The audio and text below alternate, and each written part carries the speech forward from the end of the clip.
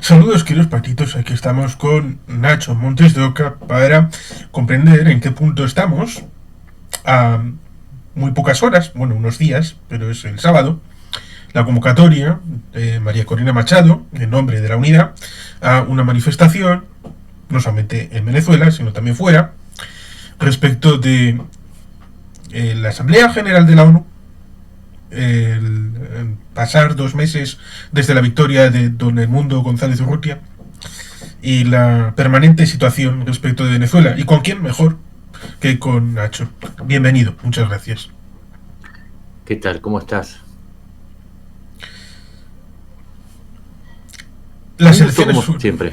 Sí, me alegro, yo encantado. Las elecciones fueron el día 28. Montaron el circo con la misma noche electoral, con Elvis Amoroso diciendo sus cosas sin ningún soporte probatorio. No cumplieron ni siquiera la propia legislación venezolana, ni la constitución. Luego salió el Tribunal Superior metiéndose porque había sido nombrado por el chavismo a certificar lo que pues podría haber dicho perfectamente el otro Elvis, el de Memphis. Ujú. Y en ese tránsito pues hay algún felicitador que ahora se resigna a tratar de tragarse sus propias palabras. Por ejemplo, en el País Vasco, Euskal Herria Bildu, la marca marxista-leninista tradicional en nuestro país, y algún otro que, como Sumar, pues también ha tenido sus dudas, en el caso del Estado español. Pero como sabes muy bien, y esto lo has investigado, el clan de los Cuatro Soles, que parece como la tumba, que son varios estratos que van profundizando en la tortura debajo de la tierra de Caracas, tenemos no solamente el tema del clan de los Cuatro Soles, sino también tenemos el tren de Aragua, que son elementos que cambiarían la formulación y casi, en vez de un régimen que se niega a salir, tendríamos un clan ligado al narcotráfico que ha ocupado un país. Así es. Nada más ni nada menos que eso. Es un... A ver, ¿cómo se llega a esto? La cuestión es que vos tenés un gobierno que no puede generar dinero porque pasó de algo así como 2.5 millones de barriles de petróleo al día a 600.000 barriles de petróleo al día, con lo cual cayeron las exportaciones y no les entra dinero, es decir, no hay para repartir. En la medida que no había, que se iba cayendo el ingreso de Venezuela, la capacidad que tenía el chavismo para sostener a una oligarquía, particularmente entre los militares y los políticos y los policías, tuvo que encontrar una vía alternativa. Y no empezó con el narcotráfico, sino que empezó por el diferencial de cambio, por la escasez, con el contrabando de bienes. Y a partir de ahí se fue ampliando. Hubo un acuerdo con el ELN, después se amplió. Bueno, también Chávez tenía contactos con la FARC a través de los tupamaros colombianos, y lo que se hizo fue abrir una vía de importación de cocaína, y pasó de 50 kilos o 60 kilos anuales a 24 toneladas. Y además porque se vio facilitado porque la irrupción de los cárteles mexicanos le cortaba la ruta a los cárteles colombianos, y entonces ahí en un juego de oferta y demanda, los colombianos descubrieron que a veces era mucho mejor negocio hacer el tráfico con los venezolanos y que hacerla con los mexicanos, particularmente porque le ofrecían otra opción que era mucho más atractiva, y era que los controles gubernamentales les permitían acceder a los mercados europeos vía África o vía directa. Entonces se dieron todas las condiciones, y de esa manera el dinero del narcotráfico vino a reemplazar el dinero del Estado. Recordemos que entre 2000, hay un estudio que dice que entre el 2000 y el 2017 se llevaron en dinero de la corrupción algo así como 560 mil millones de dólares. Con eso te puedes dar una idea de la voracidad que tiene el aparato estatal. Y aparte, políticamente, vos necesitas darle motivos para que te apoyen. Cuando no son ideológicos, son de otra naturaleza. Y esto explica el crecimiento del Cártel de los Soles. Y vos mencionaste el Tren de Aragua. Y el Tren de Aragua viene como consecuencia de los grupos con los cuales después tienen que aliarse porque la criminalidad empieza a crecer y de alguna manera terminan pactando para el control de las calles, control de manifestaciones a partir del 2017 y bueno, a cambio de esto el Tren de Aragua colabora con el régimen no solamente en ese sentido, sino también, bueno, lo vimos en Chile en febrero con la muerte de Douglas Ojeda, el disidente. Entonces, esos son los elementos que hacen que explican todo este entramado. En Venezuela está volviendo muy compleja, pero a la vez es muy sencillo. El dinero manda. No se trata ni siquiera de ideología, es dinero. Porque algunos todavía tienen ese esquema de izquierda-derecha, y como Maduro sería la izquierda, entonces cualquier cosa que no sea Maduro es derecha o directamente extrema derecha, como si fuera directamente un émulo de Hitler o de Mussolini. Aunque... Pero no, pero porque, a ver, Irán es el principal aliado y ¿dónde está la izquierda de Irán? Colgada. Por eso, en Irán está prohibido el socialismo, el Partido Comunista, están prohibidos por ley desde el 79. Entonces, ¿dónde está la izquierda? Sí, es como cuando en 1956 se produjo la revuelta en Hungría. Imre Nagy soñó con un socialismo de rostro humano y luego llegó Moscú y ¿qué hizo? Una coalición antifascista.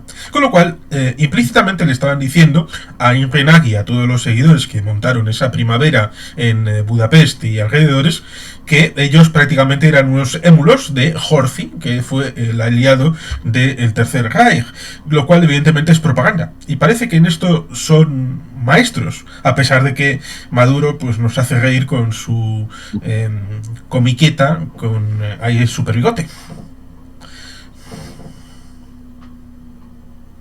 Uh-huh. Es que todo es un juego de simulación finalmente. De lo que se trata es de mantener ocupada a la masa con un discurso que sea mínimamente aceptable y esos se llaman socialistas, como en su momento, a ver, te voy a poner un ejemplo de cómo el fascismo, ¿por qué es fascismo esto? El fascismo no es una ideología en sí. Antes de ser una ideología, es un método de acceso al poder. Es por eso que Hitler podía negociar un pacto con Stalin y después mandar a su delfín a caer en paracaídas en Londres para negociar un acuerdo. Por la misma razón que Mussolini era anticlerical y después firmó los acuerdos de Letrán para reconocer el territorio del Vaticano e imponer la religión católica como materia obligatoria en las escuelas. Es eso, son ideologías de poder. Las autocracias son ideologías de poder. Vos tenés a Putin que toma íconos de la era soviética, pero después aplica a la hora de las tarifas, aplica el más puro capitalismo y hace capitalismo de oligarquía, hace plutocracia. No, son ideologías de poder, son métodos de poder y después construyen un entramado, y esto en Venezuela queda claro, construyen un entramado de ideas que sean digeribles para la población, que de alguna manera justifiquen ese fascismo, ese acceso al poder y el no tener que entregarlos. Por eso, no sé, Perón, por ejemplo, Perón, que también abrevaba el fascismo, llegó al poder con un eslogan, Braden o Perón. Braden era el embajador estadounidense en Argentina, era Braden o Perón, y tenía un discurso hipernacionalista, pero sobre el final de su mandato hizo los acuerdos con la Standard Oil para la explotación de petróleo, cuando se había pasado los 5 años anteriores diciendo que YPF, la empresa estatal de petróleo, era la única que podía tomar el petróleo de Argentina. Son eso. Hoy vivimos eso. Ojalá la gente entienda, cuando uno dice que no es ni izquierda ni derecha. Las autocracias son mecanismos de poder, y hoy te pueden ofrecer, mira, hoy estar en una orgía y mañana estar en la catedral. Son eso. Sí, hay algún que otro representante de esa categoría alrededor de Víctor Orbán, estando en lucha contra los gays y luego estando en una orgía gay. Eso en la hemeroteca reciente está demostrado. Por poner en 3 capítulos, porque evidentemente hay gente que puede pensar, bueno, esto es un asunto de Venezuela, si se cae incluso el techo de Venezuela y se queda el país como un solar, bueno, es un problema de los venezolanos. No, primero, es un problema de Venezuela porque están en números muy importantes de pobreza, peores que los que llevaron a Hugo Chávez al poder en el 98. Esto el padre Ugalde ya lo denunció hace varios años.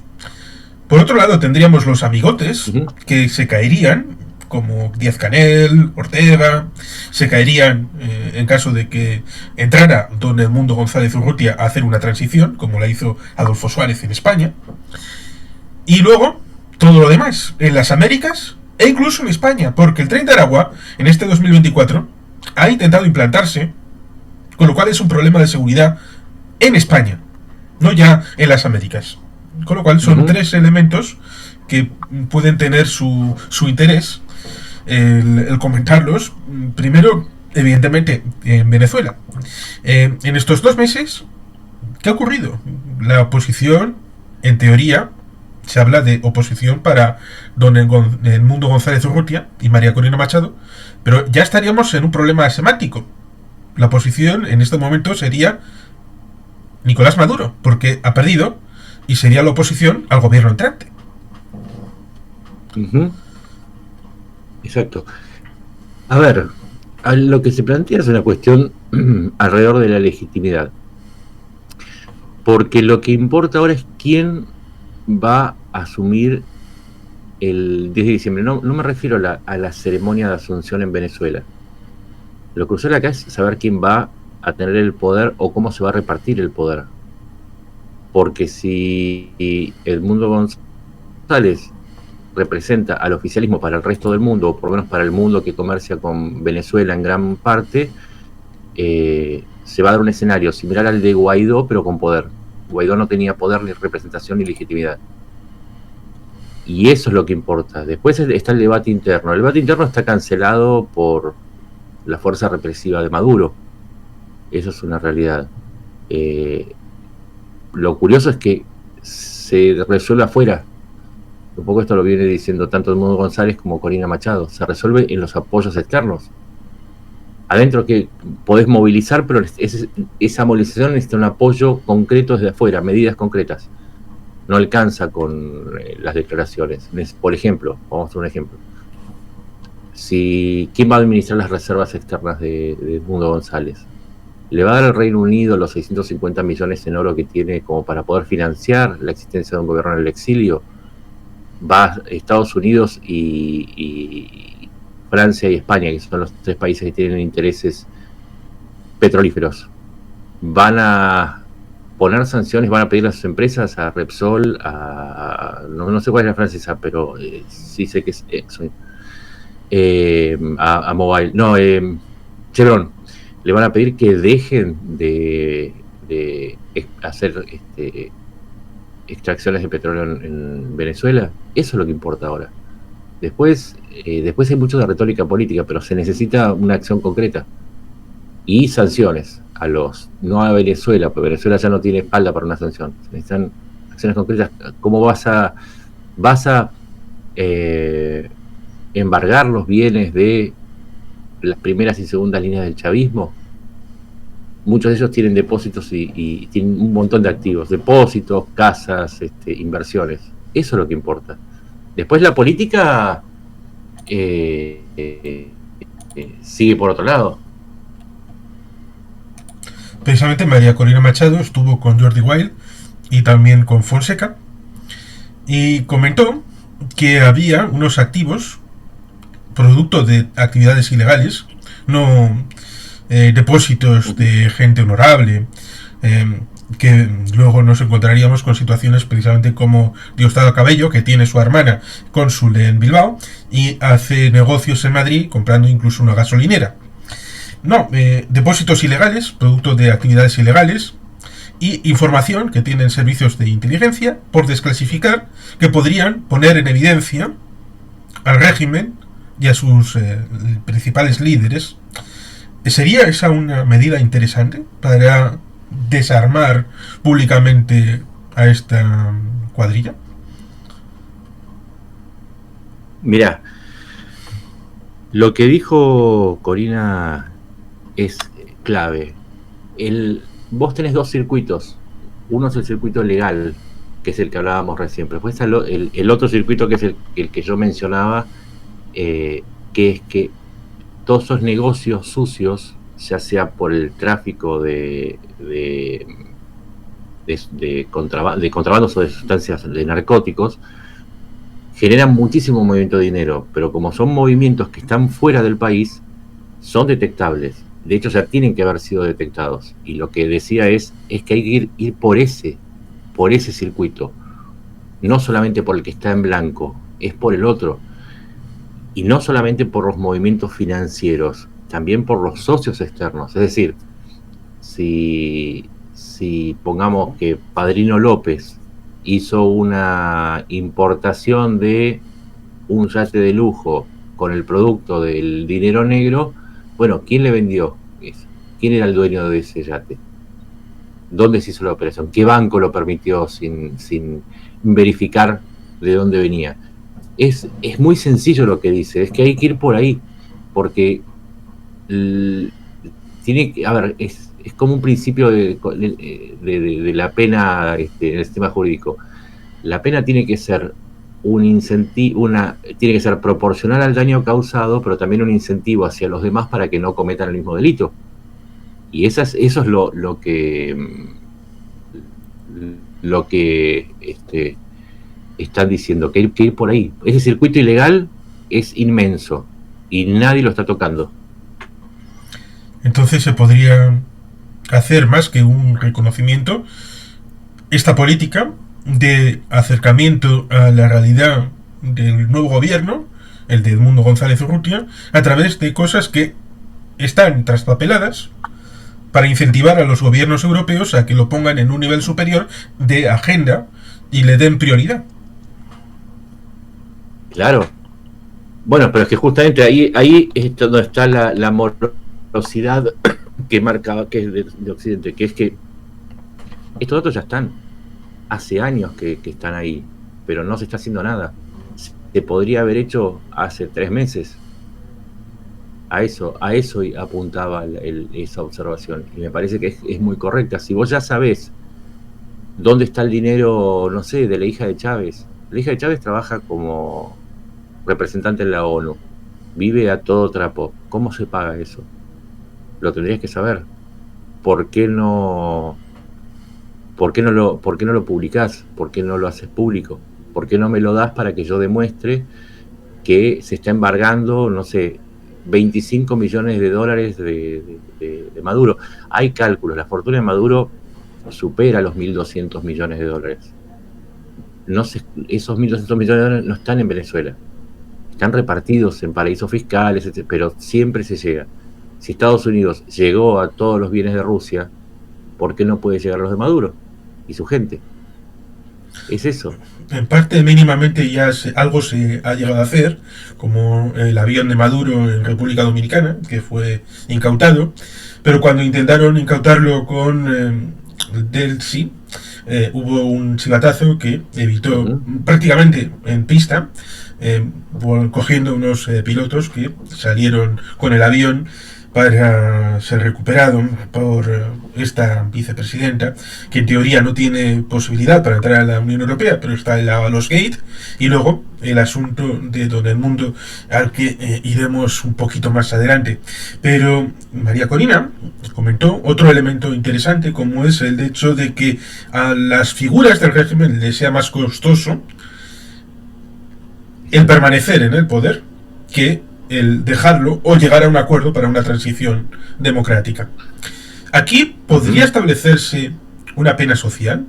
Cierto es que en Argentina hubo esa pena social a los miembros de la dictadura, pero fue después de la caída de la dictadura. ¿Se podría establecer una pena social y una imputación a estas personas antes de la caída y que sea un incentivo, una zanahoria, que si producen esa transición, entonces el castigo será menor? Sí, sí, y además hay otra cuestión. Mira, cuando estaba investigando, hablé con un par de personas en Estados Unidos y me decían que a partir de 2018 empezó a haber como una especie de auge con la llegada de venezolanos que se sabe que son funcionarios del chavismo, que venían con valijas de efectivo. Esto solamente se logra cuando es un narcorrégimen que les permite sacar esas valijas, ¿no?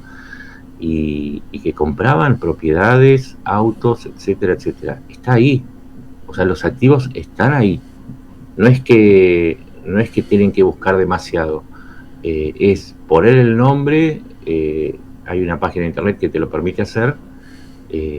No sé, y vos podés poner el nombre de cualquier funcionario y darte cuenta si están ahí.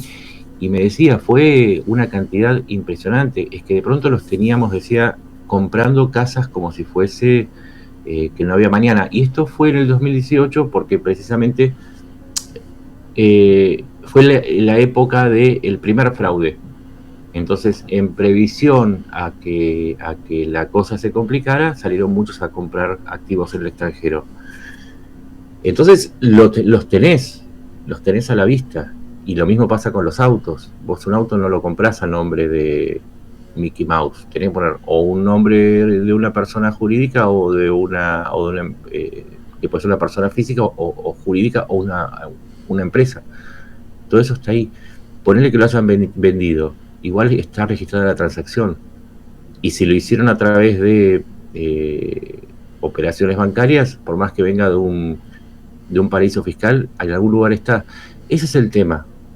Es atacar también el ambiente, la sensación de bienestar de que se pueden gastar el dinero impunemente. Que lo gasten en Venezuela. Es un poco eso el mensaje, ¿no? Que lo gasten en Venezuela, pero si lo gastan en tu país, avísame, porque yo estoy necesitando probar que se robaron todo.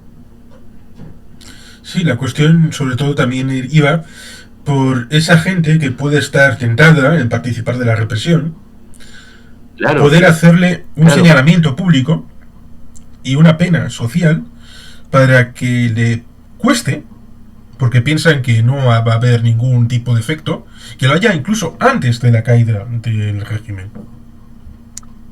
Por eso vos ponés, mira, no sé si lo conté acá una vez, pero en el campo argentino se hacía algo que es horrible, yo lo vi. Y es agarrar una rata cuando vos en un granero, un granero, llamamos el granero, por las películas son un depósito, tenés una invasión de ratas, hay una forma que es abrirle la panza a la rata, llenársela de sal, cosérsela y dejarla en una caja. La rata grita de tal manera que asusta a las demás. Es un principio, es una forma bestial de contar cómo es el principio jurídico de agarro a uno para que los otros entiendan que el delito no vale la pena. Entonces eso es lo que está faltando, es que amplificadores, para peor, la devolución de Saab, el testaferro de Maduro, fue un golpe en contra, porque ahí no voy a decir que se equivocaron, porque no me corresponde, pero para obtener la liberación de los rehenes de los rehenes norteamericanos que tenía el régimen de Maduro, lo canjearon por este señor después de haberle decidido de todo. Pasan dos cosas: impunidad por un lado, y todo lo que contó, todo lo que le dijo la justicia, que sabemos que habló. ¿Qué se hizo con eso? ¿De qué sirvió? ¿Indicó algo? ¿Permite ir por cuentas de Maduro? ¿Te dijo que están, no sé, en el Vaticano? Salía a decir, me dijo, están en el Vaticano, están en Turquía o están en las Islas Vírgenes. Pero eso es lo que está faltando, el ejemplificador.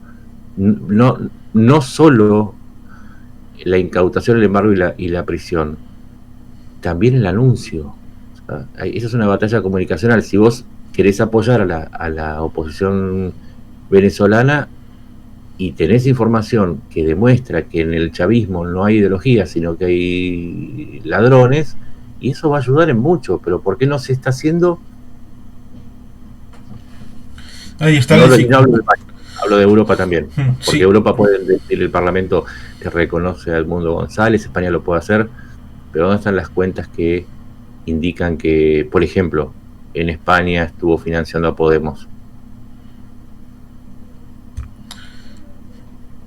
Pues parece que es un tema que cuando salió con papeles falsos, y eso fue una vacuna para que cuando haya papeles verdaderos, entonces la gente piense que, esa es la vieja cuentica que se decía antes cuando no sé quién y el otro. Pero ciertamente, Álvarez dio órdenes en Europa de que no se reconociera a Don Edmundo como presidente electo, no legítimo. Presidente legítimo es el rollo que tienen con Puigdemont, presidente legítimo y todas estas cosas. Y ahí también hay un rollo referido a la trama rusa, que también tiene su aquel, para el que lo quiera investigar en serio, evidentemente. El tema de Don Edmundo llegando a España, claro, es un tema complicado. Es un tema complicado porque ya lo ha dicho Jaime Belli, que hay una persona interpuesta, hijo de un antiguo senador copellano, que en aquellos tiempos tenía una cierta relación con Edmundo, que estaba Don Edmundo en relación con los adecos, pero en aquel momento de la Cuarta República había una confraternización, en buena medida, con el pacto de Punto Fijo.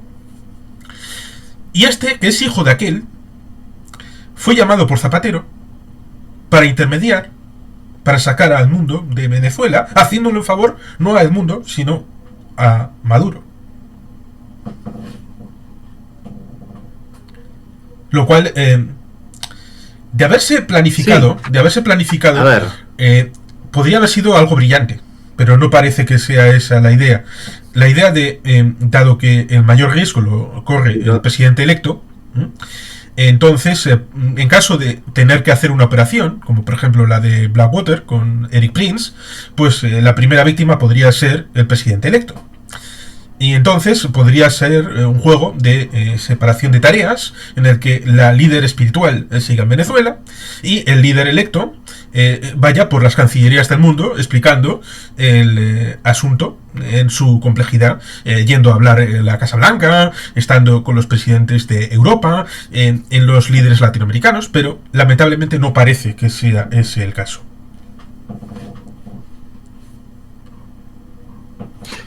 Yo estuve averiguando, todo lo que averigué es que Maduro en realidad quería que se quede preso, o sea, le servía preso. Ahora Edmundo González tiene la autonomía y la libertad para presentar su causa por el mundo y además puede tener acceso eventualmente a lo que hablábamos antes. Puede presentar un litigio de legitimidad y quedarse con fondos que el madurismo necesita urgentemente. En realidad,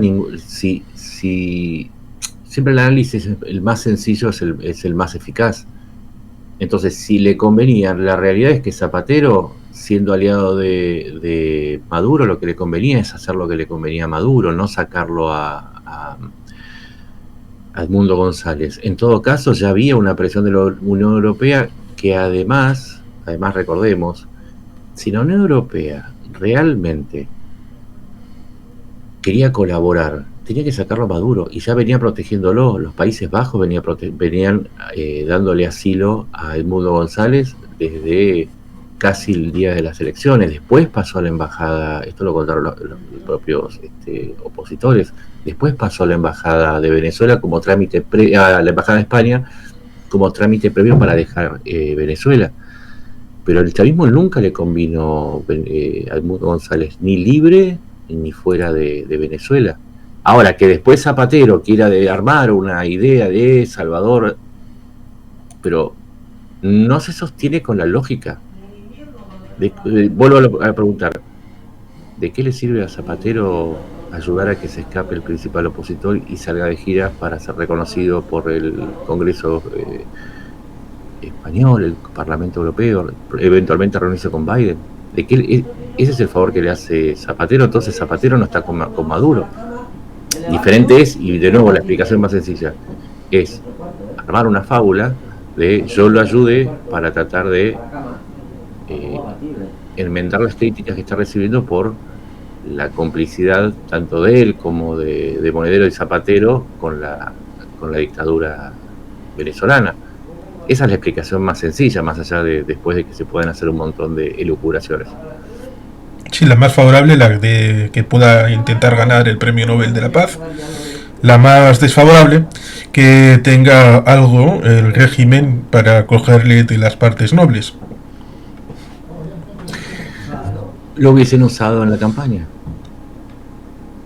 Lo hubiesen usado para desacreditarlo. Pero no. Creo yo que una vez precipitados los hechos, aparte, no olvidemos que la Unión Europea es el principal comprador de las exportaciones, hoy por hoy es el principal comprador de las exportaciones venezolanas y es el segundo proveedor. Entonces ahí hay una cuestión de peso específico. Eso es lo que importa. Después hay muchas especulaciones, pero el Mundo González pasando por el mundo es humillante para el chavismo, porque significa que perdió el control y que ni siquiera puede sostener al principal opositor dentro de una prisión, o una prisión domiciliaria, lo que fuese, cortándole el contacto con todo el mundo, mostrándole como un pelele. Y míralo dónde está. Hubo esa iniciativa, algunos decían que ligada a Elon Musk, otros que también a Eric Prince, de Blackwater, de esa cuenta regresiva, esa página, y acaban pidiendo dinero. ¿Qué futuro tiene ese ambiente de supuestamente hacer un émulo de la operación en Panamá, aunque con un ejército privado, solamente para determinados líderes, Cabello, Maduro, Padrino López? A ver, en julio de 2019 Eric Prince estuvo reunido con Maduro. Hay otra realidad. Vos no podés armar una operación para sacar a Maduro sin el apoyo de una potencia grande. Entonces, el ofrecimiento de Prince siempre está supeditado a que tenga la venia de Estados Unidos. Ahora bien, yo como inversor, supongamos que yo quisiera poner un dinero, ¿sí? Y quiero comprar democracia o el fin del chavismo. Si a mí viene Eric Prince y me dice, tengo esta operación, le pregunto, bueno, ¿cómo lo harías? ¿Vos solo? ¿Vos te vas a meter en Miraflores? ¿Cómo vas a hacer? Y me estás diciendo que no es que vas a acabar con Maduro, vas a devorar la democracia a Venezuela. ¿Cómo vas a hacer si tenés a Maduro, los ministros, el cártel del Sol, los jefes partidarios? ¿Cómo vas a resolver eso? La realidad es que salir a pedir dinero con una base tan poco sólida me parece complicado. No estamos hablando de la operación de Granada donde había 20.000 habitantes, donde metés 5.000 soldados y tenés un soldado por cada habitante. Estamos hablando de un país de 28.7 millones de habitantes, con un ejército y fuerzas conjuntas. Sumando todo tenés 500.000 de personas. Entonces salir a pedir dinero está bien, pero no, como inversor, explícame cómo lo harías, quién te apoya, quién te va a dar respaldo satelital, quién te va a dar comunicaciones, dónde va a ser tu centro de reunión. Y después de eso, ¿cómo vas a evitar ir a la cárcel? ¿Qué va a pasar si caes prisionero? ¿Quién va a reclamar por vos? ¿Cuál es tu apoyo interno? ¿Cómo sigue? ¿Qué vas a hacer? ¿Lo vas a traer vivo? ¿A quién vas a traer vivo? ¿A Maduro? a Diosdado Cabello y a Padrino López. Ok, a los tres, o se termina ahí. Entonces, me parece que se opera mucho sobre la idea de la oposición a Corina Machado y sus métodos políticos y buscar una salida a los tiros, como si fuese un western. Yo la verdad es que no... Me parece que operan sobre esa idea. Y es un buen negocio. Es un buen negocio. Y en última instancia, vamos a lo esencial. ¿A qué se dedica Prince? A cambiar dinero por violencia. Es decir, no es que se dedica a la venta de medias o de autos. Se dedica al negocio de la violencia. Entonces, y es mercenario. Entonces, si vos le pagás, te lo contratás de acuerdo a quien le pague, es su jefe. No es muy buen prospecto de negocios. Digo, un mercenario, lealtad a un mercenario, ¿estás hablando en serio? Entonces ahí yo digo, como inversor, prefiero comprar acciones de Corina Machado y Edmundo González y compañía, porque a la larga tiene una base más sólida que son el 70% de los votos de los venezolanos. Esa es mi opinión. Sí, claro. Y evidentemente dependen de que el primer martes después del primer lunes ganase Donald Trump, e infiriendo precisamente con ese backup de las instituciones estadounidenses, le respaldaran, incluso antes de la toma de posesión de Trump, le respaldasen desde las tripas de los Estados Unidos a Eric Prince, dado que el nuevo jefe va a ser el que supuestamente puede contratarle cosas a Eric Prince y a Blackwater. Con lo cual ahí estarían esas dos fechas. Claro, es que ni siquiera eso, porque si el resultado es muy ajustado, hay que ver si todavía los demócratas o los republicanos se hacen cargo de cada una de las cámaras. Y vos tenés la ley de guerra, por lo cual cualquier acción en el exterior tiene que ser aprobada previamente por el Congreso, para el cual van a tener que reunirse, pero antes tienen que nombrar speaker, tienen que integrarse las comisiones, y esto es en enero y hasta junio, julio no se puede hacer nada. Entonces, y además, otra cosa, Estados Unidos, ¿por qué Trump querría iniciar un conflicto si lo que dijo que es que lo que le importa a él es lo que sucede dentro de las fronteras? Si no le importa invertir en un conflicto como el de Ucrania, que es crucial para la paz del mundo, si no tuvo una definición con respecto a Israel, dijo que sí, que va a seguir apoyando, pero no, él dijo que la prioridad son las fronteras, es la economía, la inflación. ¿Por qué querría meterse con Venezuela? Navaja de Ockham, siempre, lo sencillo, son las preguntas básicas. ¿Por qué Trump querría? Si justamente lo que está en sus discursos de campaña, lo único que le importa a él es devolver a los venezolanos a su país.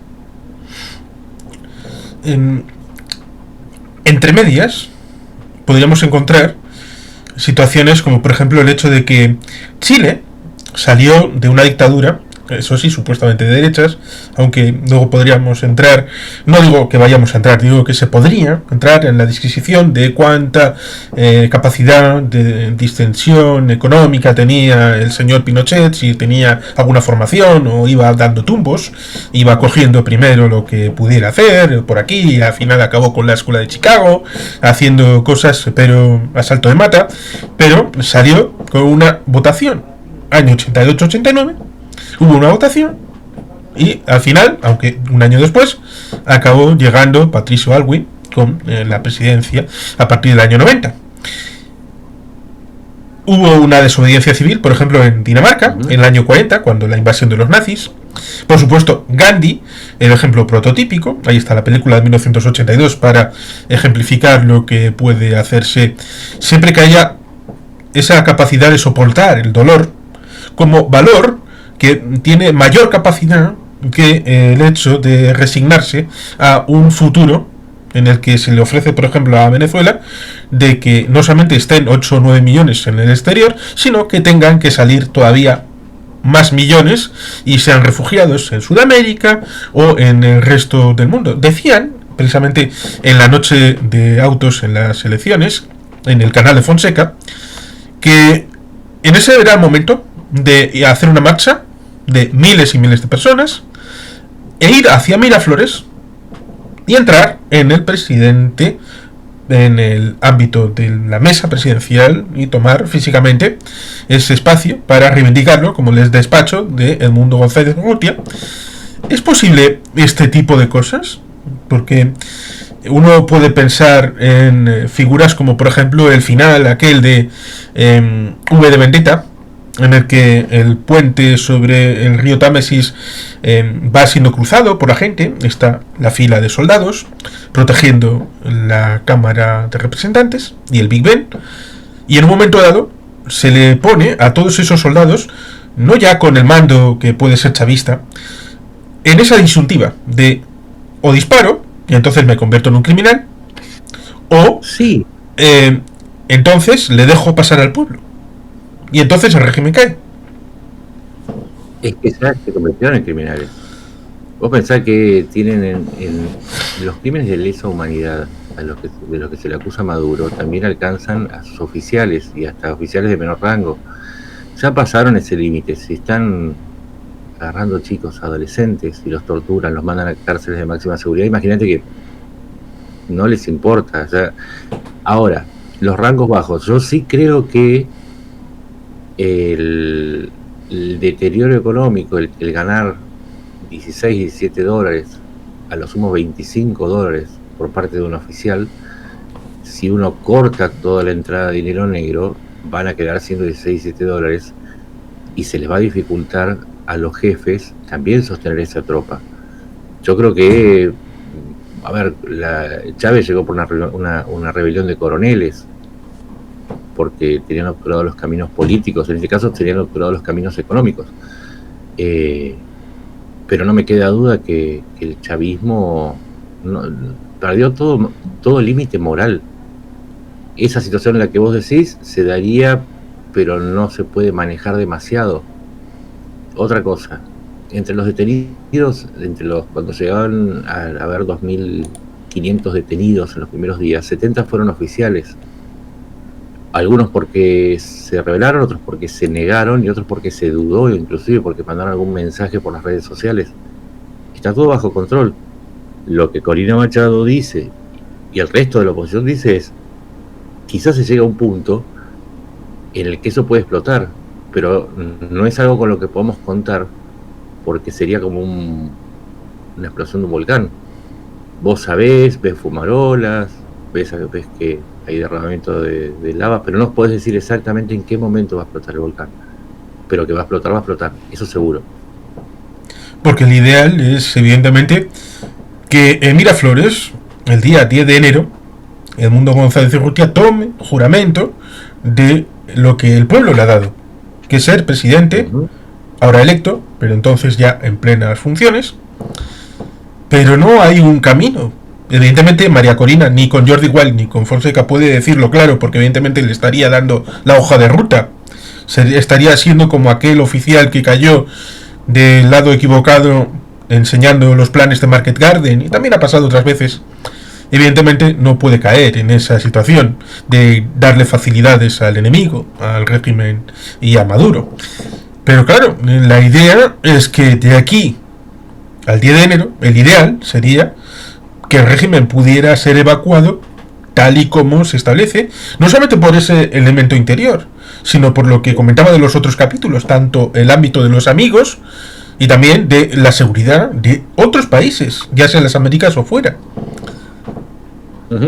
Sí, bueno, por eso es un proceso de desgaste. Cuando el chavismo hace estas cuestiones como tomar rehenes a adolescentes, está mostrando un grado de desesperación. Cuando, por ejemplo, uno va a las cifras, hoy Venezuela no hay comercio casi, tiene gran parte de las importaciones frenadas. Es que sencillamente desde julio el país está en estado de latencia, y eso es lo que va a aumentar la presión sobre el volcán. Entonces se trata de generar condiciones que no son espectaculares. Mucha gente cree que hasta se erotiza con la idea de ver llegar a los Marines o a los mercenarios. Pero esto de erotización, en la política funciona de otra manera. Chile no, a ver, Pinochet no se cayó por una rebelión. Argentina no recuperó la democracia por una rebelión, la recuperó por los errores de los militares, porque era un fracaso económico y después el fracaso militar. En Chile sucedió que la presión política, ya había un punto en que se había roto cualquier tipo de posibilidad de que siguiera el gobierno. Y esos son los procesos que hay que observar. Hay dos formas de ver el proceso venezolano. Verlo en la realidad desde la política o pretender verlo en Netflix. En Netflix, insisto, hay mucho de erotización, mucho de fantasía, y claro, el mundo de la política por ahí no resulta tan viril, tan espectacular, porque se trata de maniobras, pero es el que sucede. Rambo, quiero avisarles a todos los que creen que Rambo es un actor. Rambo se llama Sylvester Stallone y nunca mató a nadie. Y Chuck Norris tampoco mató a nadie. Y Schwarzenegger es un fisiculturista que hizo más como político que como actor.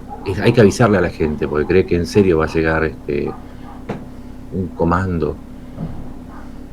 A veces me indigna el nivel de infantilismo de alguna gente. Y detrás de eso va Eric Prince, Eric Prince opera sobre esa erotización de la violencia, que no es otra cosa que fascismo, es la belleza en la violencia.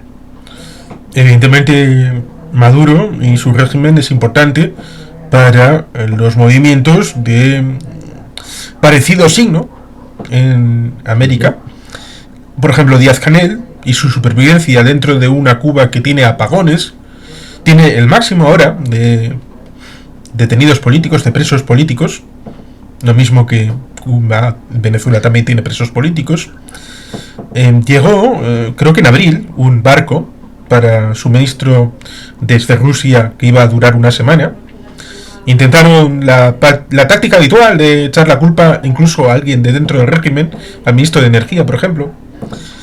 Por tanto, estas situaciones que suceden en Venezuela, también con el tema de Nicaragua, con Daniel Ortega, con la mujer que tiene una santería traída de África, lo cual ciertamente es bastante pintoresco, pero revela esta psique de los dictadores autorreferenciales metidos en su vorágine. Si hubiera algún tipo de situación, evidentemente afectaría a todos estos regímenes que podían caer casi como en dominó.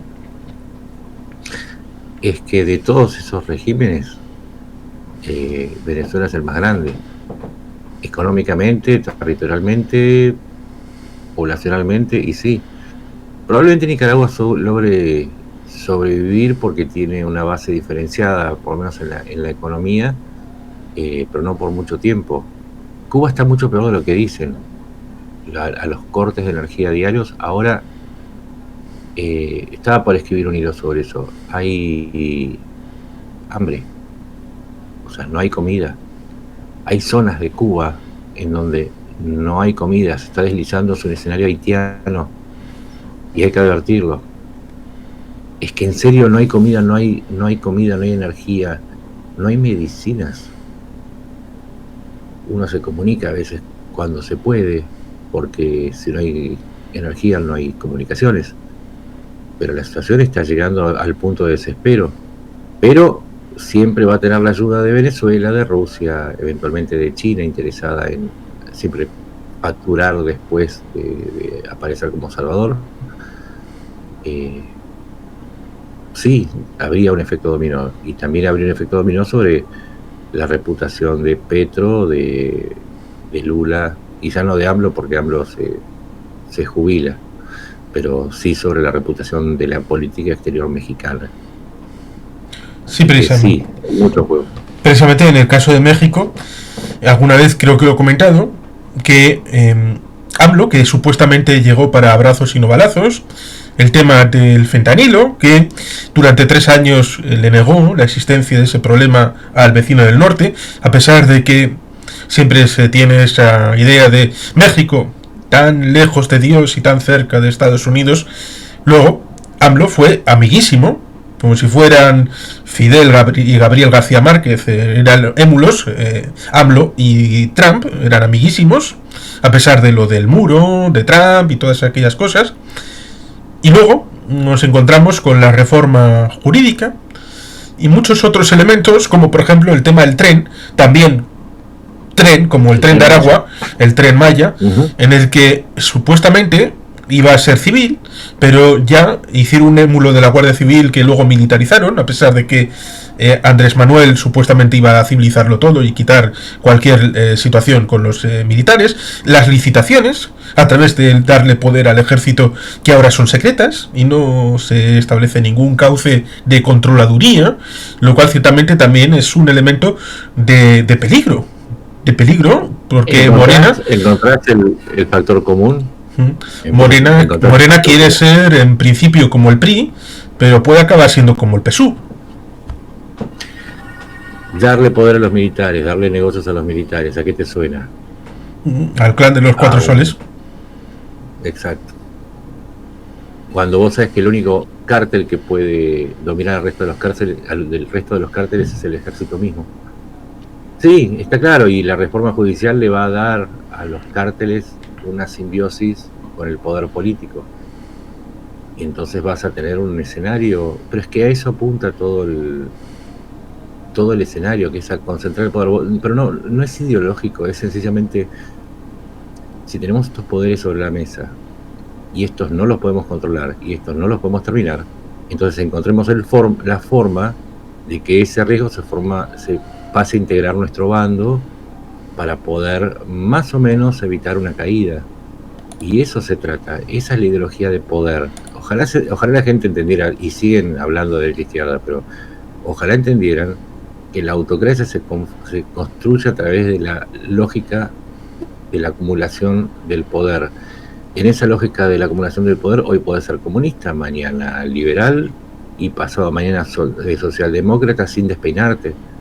Si la gente entiende eso, le va a ser más sencillo entender una multitud de fenómenos de lo que están sucediendo. Cuando dicen, oh, ¿cómo Petro puede decir esto? ¿Cómo Milei puede decir esto?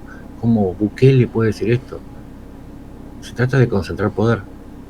Se trata de no pidan coherencia a quien está concentrando poder, porque la única coherencia es el poder. Es importante entender eso.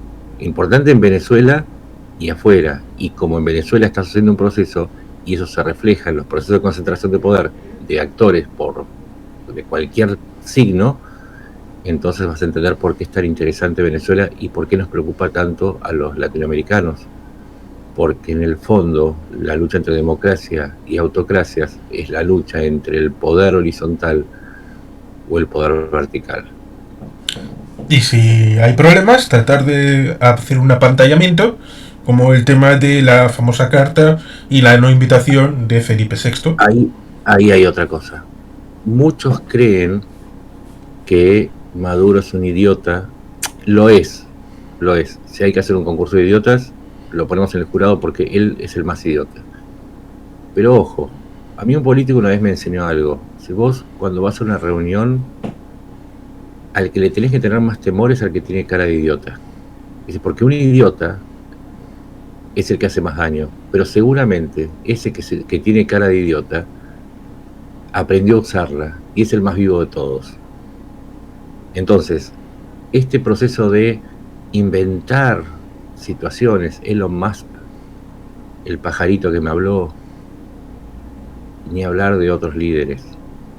Estos divertimentos para la masa son parte del proceso de acumulación de poder.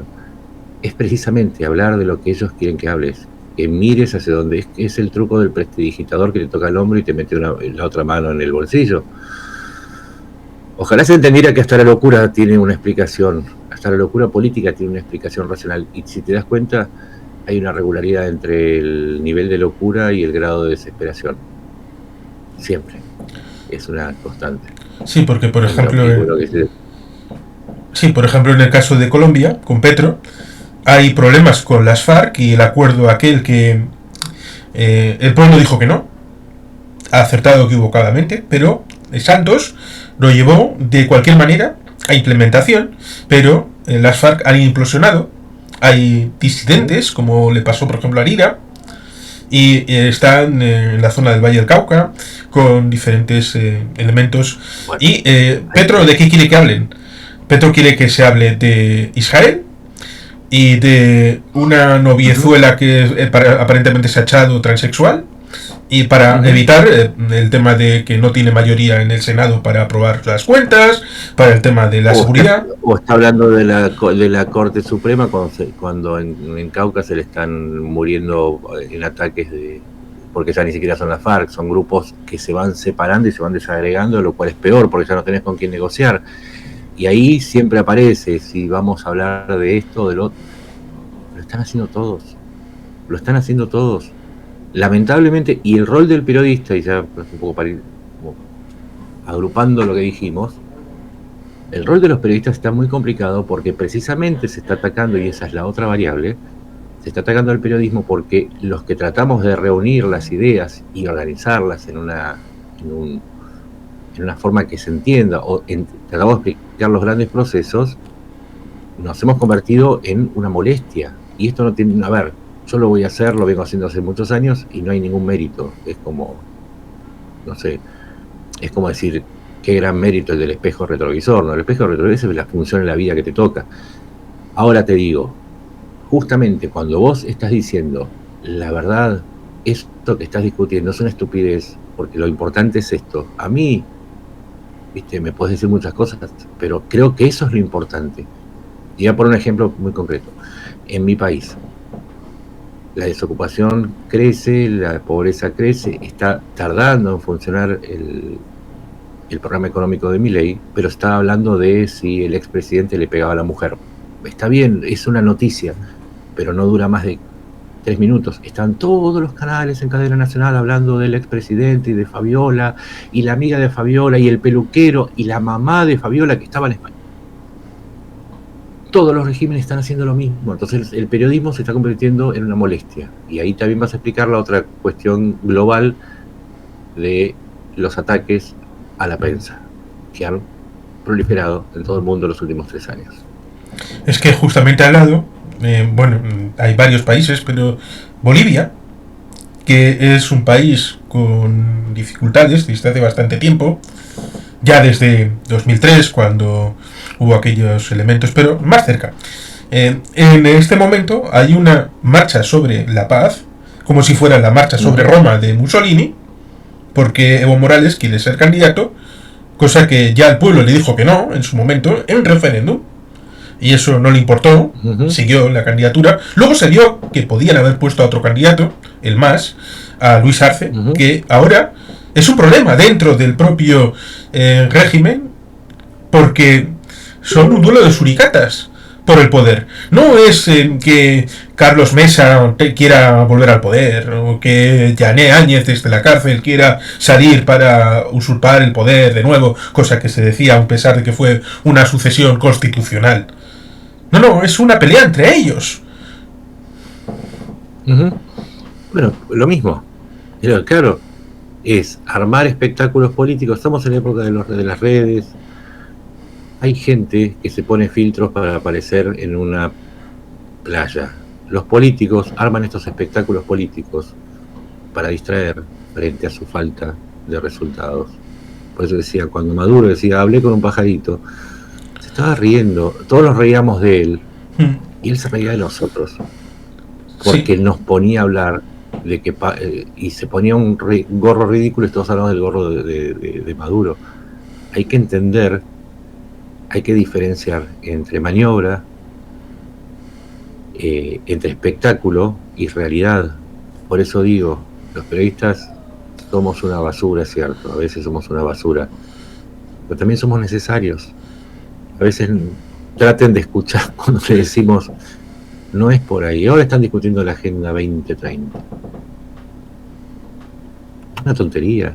Sí. Hablemos de Ucrania, hablemos de Medio Oriente, hablemos de la matanza de cristianos y animistas en África, o la deportación de 1.2 millones de pastunes de Pakistán Afganistán, hay mil temas. Hay mil temas. El bloqueo del Mar Rojo, China. No, pero tenemos que hablar de la Agenda 2030. Sí, una agenda que fue aprobada por unanimidad. Por unanimidad en la Asamblea. Es como la Convención de los Derechos del Niño. O sea, te dicen, cuidemos a los niños. No, pero vos no me puedes decir, como vos que me podés ponerme un gobierno mundial diciéndome cómo que tengo que cuidar a los niños. Y es casi una pelea con un tarado. No te estoy diciendo, te estoy diciendo que todos estamos poniéndonos de acuerdo que a los niños hay que tratarlos bien. Sí, pero todos no me van a decir qué es lo que tengo que decir yo. No, bueno. Entonces ahí, y de pronto terminás discutiendo eso y lo importante te pasa por el costado. A eso me refiero con la política convertida en espectáculo y en divertimento. No sé cómo mezclar política con entretenimiento, debería haber alguna palabra, pero por ahora se llama nueva política. Sí, es importante la labor de los periodistas, porque si hay una nota de prensa que dice Luis Arce, presidente de Bolivia, ha dicho esta mañana que llueve, y Evo Morales sale con otra nota de prensa y dice, no, los imperialistas yanquis quieren hacernos creer que llueve, pero en realidad hace un sol maravilloso.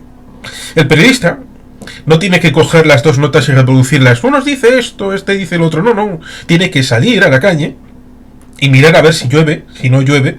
Si la lluvia es con un pH o otro, hacer una investigación. Si es provocada, si no es provocada esa lluvia.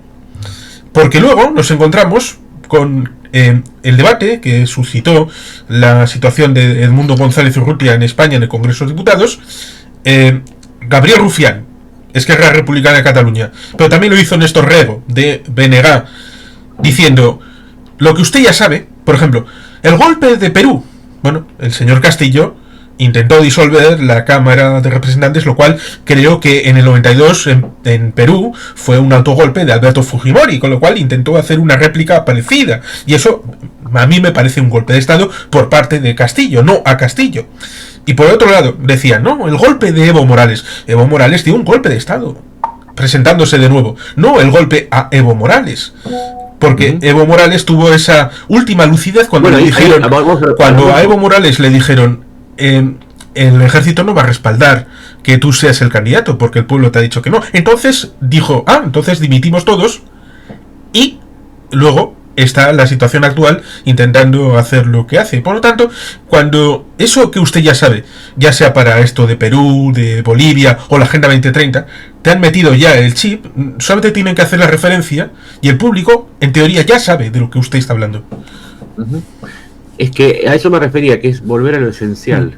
Es un golpe, una interrupción de un proceso democrático. Es un golpe, es un golpe. Morales hizo un golpe, sí, hizo un golpe. Maduro hizo un golpe, hizo un golpe. Hubo interferencia electoral, la justicia interviene. Si la justicia, los hechos, ¿es creíble? ¿Vos lo sabés o no? No sé, ¿Bolsonaro perdió las elecciones? Sí, las perdió. ¿Las ganó Lula? Sí, a mí no me gusta Lula. Y más, si yo fuese brasileño, diría, va a ser un desastre. Pero ganó Lula. No, son los hechos, es un poco como decís en la meteorología. Llueve es cuando cae agua del cielo, punto. No están lagrimeando los ángeles, no llora Dios, llueve. Y no puedes decirme que no llueve cuando me estoy mojando y estoy viendo que llueve. No es que me está regando el vecino y estoy en el medio del campo y digo, ¿cómo llega el agua del vecino hasta acá? Es eso, es volver a la esencialidad de los hechos. Es lo esencial. Lo que sucede, sucede. Venezuela, se interrumpió el proceso electoral, se interrumpió, punto. No le demos más vueltas, es un golpe. Se tiene que solucionar, se tienen estas herramientas. ¿Qué tan posible es esta u otra? Dar las posibilidades, un poco lo que hicimos nosotros, ¿no? Esto de analizar y saber hasta dónde llega una u otra medida. Es eso. Ya ellos mismos dijeron que la revolución no sería televisada, y la contrarrevolución, por decir esos términos aunque no sean exactos, tampoco va a ser televisada. Pero hay esa noción compartida de que el deseo de que caiga el régimen no por sí mismo, sino por toda esa gente que no tiene alimento, que no tiene vivienda, que no tiene lo suficiente para vivir, para que toda esa familia venezolana pueda reencontrarse, puedan volver a sus casas, a Maracay, a Bolivia, bueno, me refiero al Estado Bolívar, a toda la situación de Valencia, Barcelona, que son ciudades de Venezuela también. Pues evidentemente ese es un deseo humano que evidentemente se tamiza por el hecho de que Maduro perdió y el mundo ganó, para abrir esa posibilidad de volver a recuperar un país como es Venezuela, y que es muy importante para los venezolanos. Siempre se trató de eso, es la democracia. Se trata de eso. Eso es lo que defendemos. Con lo cual, pues muy agradecido de que hayas estado por aquí para tratar esta actualización, en la espera de que de aquí a un futuro más o menos cercano podamos ver esa transición ordenada para algo nuevamente ilusionante para los venezolanos. Exactamente. Así que mil gracias por la conversación, fue como siempre un gusto.